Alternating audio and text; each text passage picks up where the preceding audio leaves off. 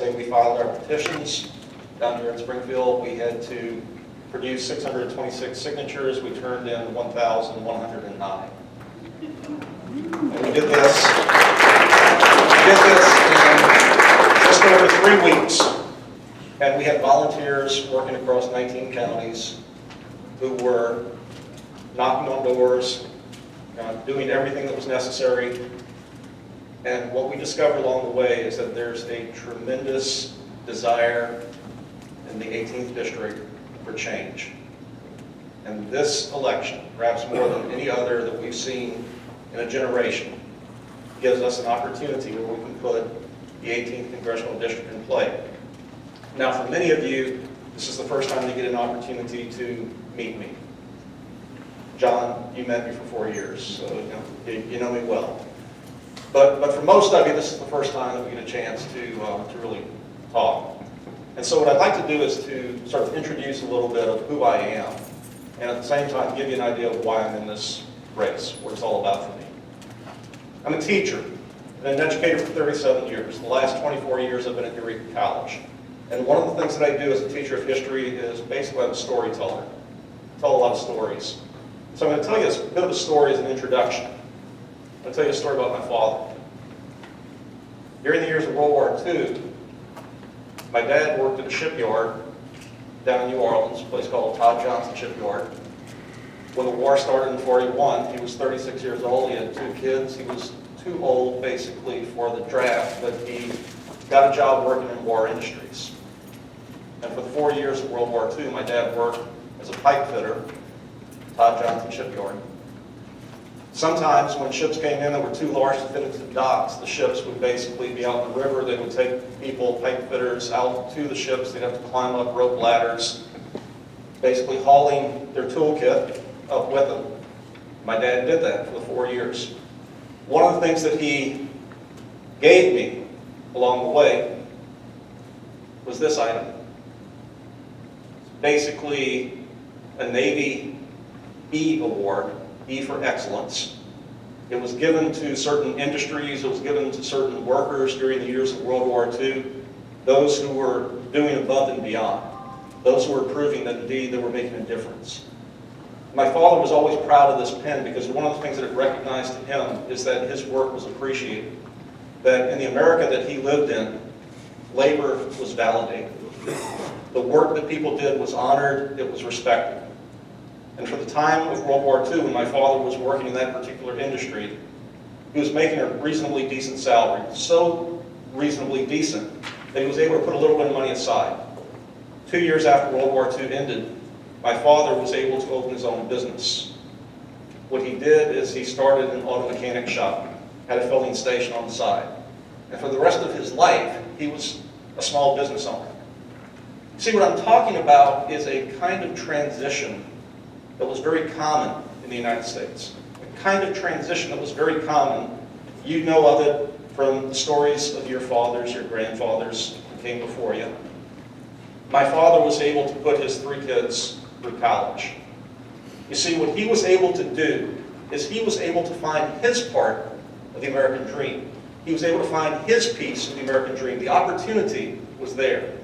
And he grasped every opportunity that he had because he lived in a time in which work was honored, it was validated. We did not denigrate the laborer. We did not attack the worker in American society. We celebrated those who made America great. And my father, though he was working stateside, was certainly one of those of that greatest generation. I come from a very blue-collar background. I come from a background where work is honored and respected, and one of the things that I've done along the way is I've developed a work ethic that I think people recognize. I have proven in my career as an educator to be able to get things done. At the same time, I've also proven to be someone who's willing to work together with others along the way. One of the things that we now face is a situation here in the 18th where what's happening in Illinois is really sort of a bellwether for the United States. People need to take notice of what's happening in Illinois today. You saw 10,000 workers gather here in Springfield just a couple of weeks ago. There's something remarkable that's happening here because it has to happen here at this point. We have to take a stand. We have to fight against those who basically want to turn back the clock on some of the gains we've made over the years. You see, we really know what a turnaround agenda means. A turnaround is a reversal. A turnaround is basically giving up what people have fought and struggled for over the years. We can't allow that to happen. We've also seen what the cronyism of billionaire capitalism looks like. We've seen it in this state. We certainly don't want to see it across the nation. Individuals need to take a look at what's happening in Illinois. They need to take a look at what's happening in the 18th. In the district that I'm running in, it includes many of the counties that are west of here, many of the counties that go all the way to the Mississippi River. It goes all the way out to Pike and Adams and Hancock County and points in between. Many of you might remember there was a time when several of those counties used to identify themselves as Morgatonia. There was a secession movement back in the 70s where some of the counties of western Illinois basically said, we seem to be some of the forgotten counties. In the new economy that we are now part of in the 21st century, we cannot have any area in the 18th Illinois that can be a forgotten area. We cannot have towns, we cannot have communities that we ignore, that fall by the wayside. We're going to be visiting Scott County tomorrow. We've been invited to go to the community of Winchester because that particular community is facing some difficulties at this time. They've lost their post office. There are some businesses that are threatening that they may be closing down. But one of the reasons why we're going there is not just because it's a community that's facing some difficulties, but we're going there because there's a movement in that community. It's a groundswell movement where individuals are coming together and they're saying, we're not going to let our town fall apart. We're going to step up and do something about it. I want us to do the same kind of thing throughout the 18th. We cannot have counties that have become forgotten. We cannot have communities that have been ignored. At the same time, we have to make sure that we have a person, a representative, who is listening to the needs of the people. One of the things I'm going to ask tonight, we have members of our campaign team that are here tonight, and if any of you are interested in signing up to volunteer for this campaign, we need you. We need you more than ever. We've got 19 counties that we're going to be campaigning in. There's 700,000 residents in this district. It's a very large area. We need everyone that we can get on board to help us in any way that you can.